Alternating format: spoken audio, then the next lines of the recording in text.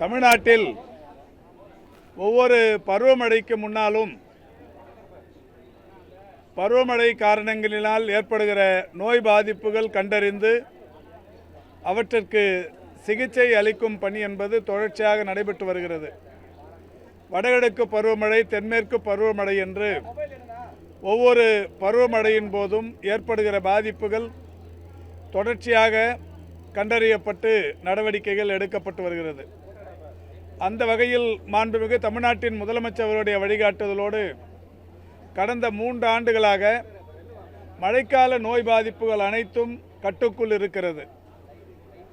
கடந்த ஆண்டை பொறுத்தவரை அக்டோபர் திங்கள் ஆரம்பித்து டிசம்பர் இறுதி வரை 10,000 மருத்துவ முகாம்கள் நடத்தப்படும் என்று அறிவிக்கப்பட்டு மழைக்கால சிறப்பு மருத்துவ முகாம்கள் என்கின்ற வகையில் 26,000த்திற்கும் மேற்பட்ட மருத்துவ முகாம்கள் நடத்தப்பட்டு மிகப்பெரிய அளவிலான அந்த நோய் பாதிப்புகள் கட்டுக்குள் வைக்கப்பட்டிருந்தது. கடந்த 2017ஐ பொறுத்தவரை தமிழ்நாட்டில் அதிகமான டெங்கு பாதிப்பு என்கின்ற வகையில் 23,294 பேருக்கு ஒரே ஆண்டில் டெங்கு பாதிப்பு ஏற்பட்டு 65 பேர் மரணமடைந்தும் இருந்தார்கள்.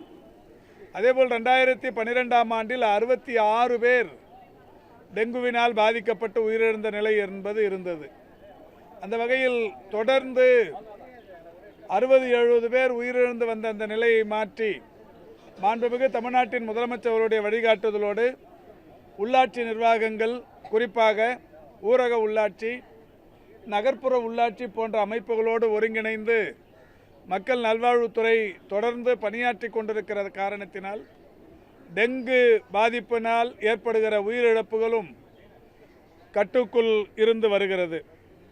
அந்த வகையில் தமிழ்நாட்டை பொறுத்தவரை தென்மேற்கு பருவமழை அந்த பருவமழை என்பது அதனால் ஏற்படுகிற இந்த நோய் பாதிப்புகள் டெங்கு, உன்னிக்காய்ச்சல், எலிக்காய்ச்சல், மஞ்சள் காமாலை மற்றும் இன்ஃப்ளூயன்சா காய்ச்சல் போன்ற காய்ச்சல் பாதிப்புகள் தொடர்ந்து கண்டறியப்படும் பணிகளை மக்கள் நல்வாழ்வுத்துறையும் தமிழகத்தின் உள்ளாட்சி அமைப்புகளும் தொடர்ந்து செய்து வருகிறது. சென்னை, கோவை, கிருஷ்ணகிரி, திருப்பத்தூர், தேனி, மதுரை, திருநெல்வேலி, நாமக்கல், தஞ்சாவூர் போன்ற மாவட்டங்களில் டெங்கு பாதிப்பு பொதுவாகவே இந்த நிலையில் அதிகரிக்க தொடங்கி இருக்கிறது. பொதுவாக அதை கட்டுக்குள் கொண்டு வருவதற்கான முயற்சிகளை இந்த துறை மேற்கொண்டு வருகிறது. அதேபோல் உன்னிக்காய்ச்சல் கடலூர், சென்னை மற்றும் தஞ்சாவூர் மாவட்டங்களில் கண்டறியப்பட்டு வருகிறது.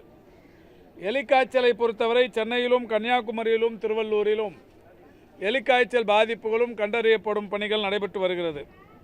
மஞ்சள் காமாலையை பொறுத்தவரை சென்னை, திருச்சி, தேனி போன்ற பகுதிகளில் மஞ்சள் காமாலையினால் பாதிக்கப்படுபவர்கள் கண்டறிந்து சிகிச்சைக்கு உட்படுத்தப்பட்டு வருகிறார்கள். இன்ஃப்ளூயன்சா காய்ச்சலை பொறுத்தவரை சென்னை, கோயம்புத்தூர் மற்றும் காஞ்சிபுரம் மாவட்டங்களில் அதன் பாதிப்புகள் கண்டறியப்பட்டு நடவடிக்கைகள் எடுக்கப்பட்டு வருகிறது. இந்த ஆண்டு ஜனவரி 1ஆம் தேதி தொடங்கி இன்று நேற்றைக்கு வரை டெங்கு பாதிப்பு என்பது தமிழகத்தில் 6,565 இருக்கிறது. பன்றிக் காய்ச்சலுக்கான பாதிப்புகள் 390 இருந்து வருகிறது. ப்ளூ காய்ச்சல் 56, எலிக்காய்ச்சல் 1,481, உன்னிக்காய்ச்சல் 2,639, வெறிநாய்க்கடிகளினால் பாதிக்கப்பட்டிருப்பவர்கள் 22 பேர், மஞ்சள் காமாலை பாதிப்புக்குள்ளானவர்கள் 1,750 பேர். இதில் பன்றிக் காய்ச்சல், ப்ளூ காய்ச்சல், எலிக்காய்ச்சல், உன்னிக்காய்ச்சல், வெறிநாய்க்கடி, மஞ்சள் காமாலை போன்ற நோய் பாதிப்புகளினால் தற்போது வரை உயிரிழப்புகள் எதுவுமே இல்லை.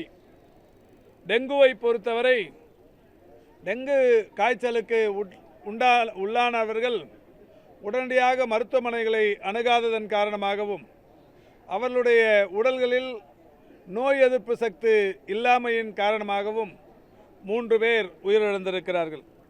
மாண்புமிகு தமிழ்நாட்டின் முதலமைச்சர்களுடைய வழிகாட்டுதலோடு இந்த ஆண்டுக்கான இந்த நோய் பாதிப்புகள் டெங்குவாக இருந்தாலும், பன்றிக் காய்ச்சலாக இருந்தாலும், ப்ளூ காய்ச்சலாக இருந்தாலும், எலி காய்ச்சலாக இருந்தாலும், மஞ்சள் காமாலையாக இருந்தாலும், உன்னி காய்ச்சலாக இருந்தாலும், வெறிநாய்க்கடிகளாக இருந்தாலும் இன்றைக்கு ஒட்டுமொத்தமான பாதிப்புகளில் உயிரிழந்தவர்கள் என்பது 3 என்கின்ற எண்ணிக்கையில் கட்டுக்குள் இருக்கிறது.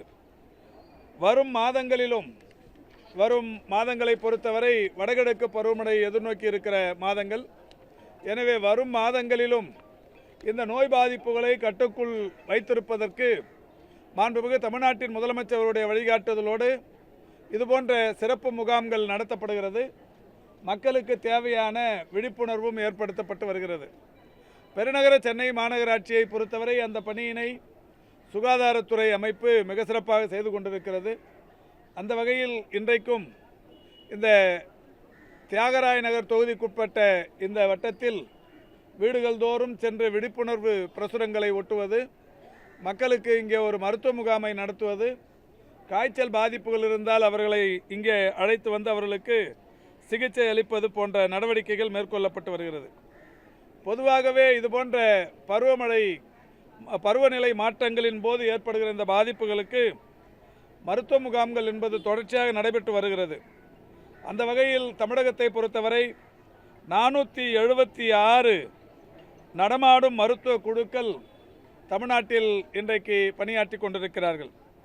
அதேபோல் நடமாடும் பள்ளி மருத்துவ குழுக்கள் RBSK என்று சொல்லப்படுகிற பள்ளி நடமாடும் குழுக்கள் 805 இருக்கிறது.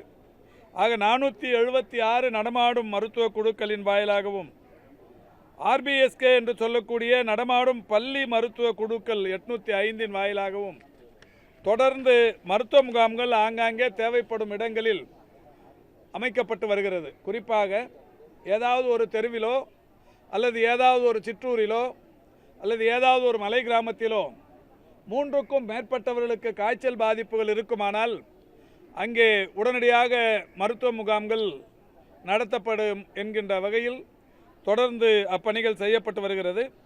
அந்த வகையில் இன்று முதல் எங்கேயாவது காய்ச்சல் பாதிப்புகள் 1க்கும் மேற்பட்டவர்களுக்கு 3 பேர் என்கின்ற வகையில் அந்த பாதிப்புகள் இருந்தால் தெரிய வந்தால் உடனடியாக மருத்துவ முகாம்கள் நடத்தப்படவிருக்கிறது.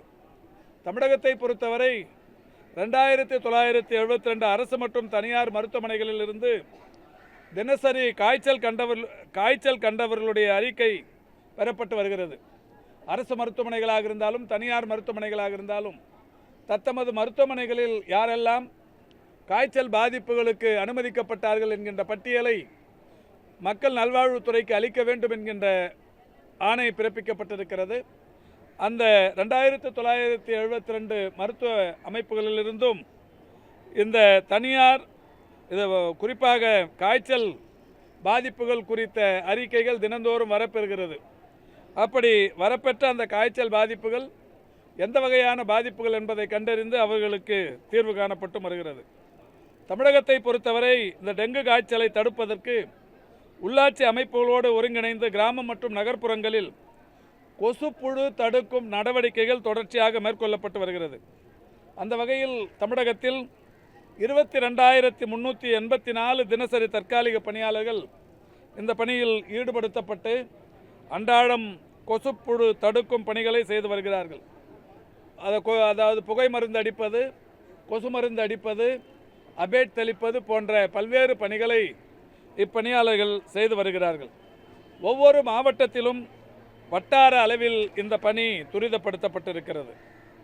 இப்பொழுது மிக விரைவில் இந்த ஒரு வார காலத்திற்குள் அனைத்து துறை செயலாளர்கள், குறிப்பாக ஊரக வளர்ச்சித்துறையின் செயலாளர், அவர் தலைமையில் இயங்கிக் கொண்டிருக்கிற மாவட்ட அளவிலான அதிகாரிகள், அதேபோல் நகர்ப்புற வளர்ச்சித்துறையின் செயலாளர், அவர் தலைமையில் இயங்கிக் கொண்டிருக்கிற மாவட்ட அளவிலான அலுவலர்களுடனான ஒரு கூட்டம் கடந்த ஆண்டுகளில் நடத்தியதைப் போலவே இந்த ஆண்டும் நடத்த திட்டமிட்டிருக்கிறோம். எனவே உள்ளாட்சி அமைப்புகளை ஒருங்கிணைத்து, குறிப்பாக ஊரக உள்ளாட்சி, நகர்ப்புற உள்ளாட்சியை ஒருங்கிணைத்து இந்த கொசுப்புழுக்களை அழிக்கும் பணிகள், காய்ச்சல் பாதிப்புகளை கண்டறியும் பணிகள், காய்ச்சல் உண்டானவர்களுக்கு சிகிச்சை அளிக்கும் பணிகள் போன்றவற்றை ஒருங்கிணைக்கும் பணிக்காக இந்த 3 துறைகளையும் ஒருங்கிணைத்த மாவட்ட அளவிலான கூட்டம் ஒரு வார காலத்திற்குள் சென்னையில் நடத்தப்படவிருக்கிறது. கடந்த ஆண்டுகளிலும் அந்த கூட்டத்தை நடத்தி இருக்கிறோம். அந்த வகையில் இந்த ஆண்டும் அந்த கூட்டம் நடத்தப்படவிருக்கிறது. தமிழகத்தை பொறுத்தவரை இந்த புகை மருந்து அடிக்கும் இயந்திரங்கள் 16,005 என்கின்ற எண்ணிக்கையில் இருக்கிறது. அதற்கு தேவையான மருந்துகள், குறிப்பாக பைரித்திரம் என்கின்ற மருந்து 51,748 லிட்டர் கையிருப்பில் இருக்கிறது. மாலத்தியான் என்கின்ற மருந்து 17,816 லிட்டர் கையிருப்பில் இருக்கிறது. டெமிபாஸ் என்று சொல்லக்கூடிய மருந்து 33,446 லிட்டர் கையிருப்பில் இருக்கிறது. எனவே கொசு தடுப்பு பணிகளுக்கு தேவையான மருந்துகள் அனைத்துமே துறையில் கைவசம் இருக்கிறது. எனவே அந்த வகையில் தமிழகத்தில் யாருக்காவது காய்ச்சல் பாதிப்புகள் இருந்தால் அவர்களாகவே தனியாக மருத்துவர்களின் ஆலோசனை இல்லாமல் மருந்து மாத்திரைகளை உட்கொள்ள வேண்டாம் என்று அன்போடு வேண்டி கேட்டுக்கொள்கிறோம். காய்ச்சல் பாதிப்பு யாருக்கு தென்பட்டாலும் உடனடியாக சம்பந்தப்பட்ட மருத்துவர்களை அணுக வேண்டும் என்றும் மருத்துவமனைகளை அணுகி மருந்து மாத்திரைகளை உட்கொள்ள வேண்டும் என்றும் தெரிவித்துக் கொள்கிறோம். ஏதாவது அவசர உதவி தேவைப்பட்டால் தமிழ்நாட்டில் மாண்புமிகு தமிழ்நாட்டின் முதலமைச்சர்களுடைய வழிகாட்டுதலோடு மிக சிறப்பாக செயல்பட்டு கொண்டிருக்கிற 104, 108 போன்ற அவசர எண் உதவிகளை நாட வேண்டும் என்றும் கேட்டுக்கொள்ளுகின்றோம்.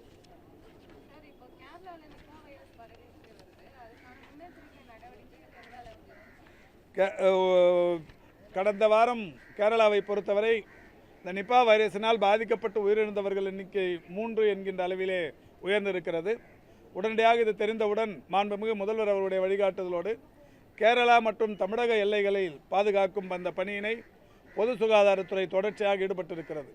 அங்கிருந்து வருகிற போக்குவரத்து வாகனங்கள் எதுவாக இருந்தாலும், பேருந்துகளாக இருந்தாலும், கார்கள் போன்ற வாகனங்களாக இருந்தாலும், இருசக்கர வாகனங்களாக இருந்தாலும், அந்த எல்லைகளை கடந்து வருகிற சாதாரண நடைப்பயணிகளாக இருந்தாலும் அனைவரிடமும் பரிசோதிக்கிற அந்த பணி என்பது தொடர்ச்சியாக செய்யப்பட்டு வருகிறது. குறிப்பாக நடுங்கணி, கோலாடி, தொல்லார், நம்பராயங்கண்ணு,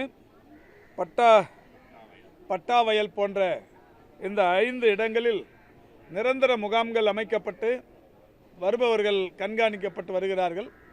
அந்த வகையில் தமிழ்நாட்டை பொறுத்தவரை நிபா வைரஸ் பாதிப்பு யாருக்கும் இல்லை.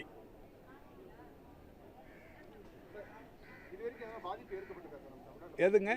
இல்லை இது வரைக்கும் வரல.